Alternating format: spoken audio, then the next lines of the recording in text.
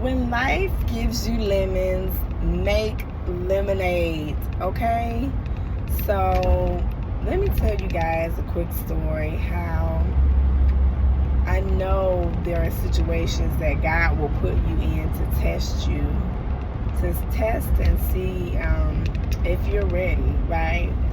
And so, if your heart is ready, if what He has put in you, if you're ready to elevate to the next level. But here it is. Recently, I'm not gonna lie, I have been having issues with my vehicle. And so I had to actually start driving my dad's truck. So my vehicle has been in the shop for a while now, and I'm hoping, all prayers up, that it will get fixed soon. However, the reason why my vehicle is in the shop is because of me. Nobody else but me, okay? I was driving around knowing I needed to get something fixed on the vehicle, and I delayed it. I kept delaying it and saying, I'm gonna put it off, I'm gonna get it fixed, because it's nothing major, it's nothing big, right?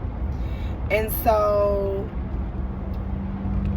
it became something major, and it became something big because I kept delaying the inevitable. I kept delaying what needed to get fixed, and now I've created a much bigger problem. So how does that relate to your life, to my life? A lot of times we go around and we say, I know that needs to get fixed. I know I need to heal that. I know I need to do this. And we're delaying the inevitable. Because what happens is, when we don't get the one thing fixed, it ends up creating a bigger problem. For me, it was the brakes on my car. And the brakes weren't given away. I just knew that I needed maintenance on my brakes, right? They were still good. However, because I waited so long to get this thing done on my vehicle, essentially, it's ended up creating a problem with a brake master cylinder, which I didn't even know brakes had a master cylinder, and all this other stuff the mechanic was talking about. And I'm like, really? Lord, why? Right? So I started asking God, why? Why does this have to happen? Why am I going through this, Lord? But He just spoke to me and said, you've created this problem, and now it has to get fixed. It must get fixed now. Because now the brakes aren't beyond repair, but you've created a much bigger problem. It's much bigger now. And so again, I had to get the brake master cylinder fixed, which I've never heard of that before. So that has to be fixed. And then there's one other thing that they're working on my vehicle. So I'm saying all of that to say, if you have something that you are healing, again, I'm going to relate this back to life and what we go through, because I'm always going to do it.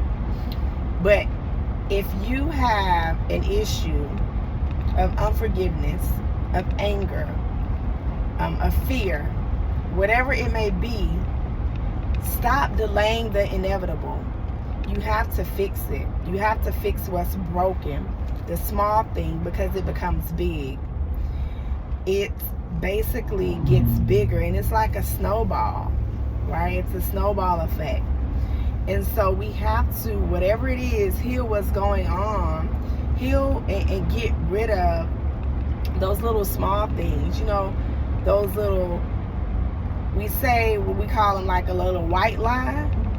So pretty much, if it's something small, you need to fix it. You need to nip it in the bud immediately. And we don't need to wait. Okay?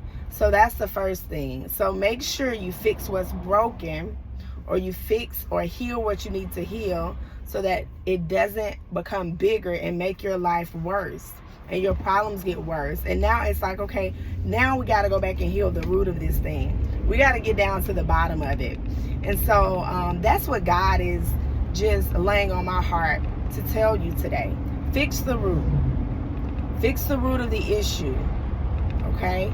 And don't wait until it gets so big, until it's like you having to reach back and it's taking much longer, because the longer you wait, you have to go back and do so much more repairing.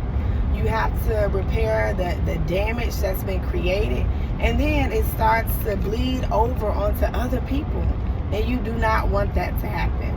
So that's the message for the day.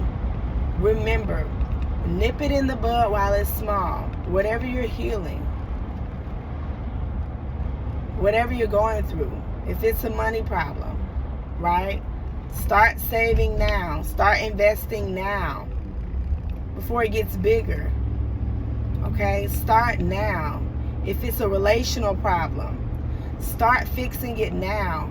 And first, I just want to say, with relationships, you have to work on yourself first, because you will only attract what you're able to give. You will only attract what's broken. If it's a broken piece, that's all you have to give, then you'll attract that brokenness. Okay?